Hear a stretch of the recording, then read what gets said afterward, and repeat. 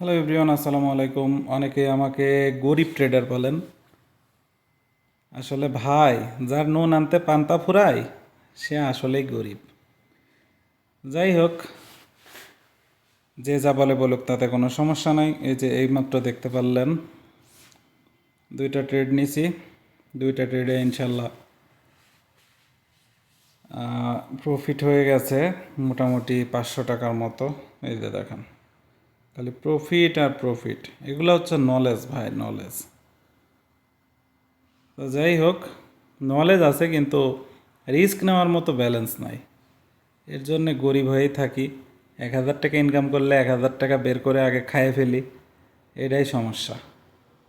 যাই হোক, আপনারা গরিব বলেন আর বড়লোক বলেন, আজকে $6 প্রফিট।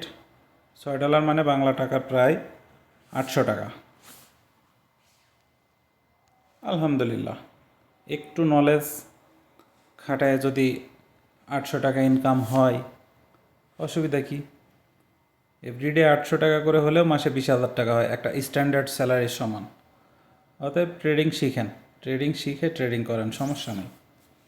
ওকে, আল্লাহ হাফেজ।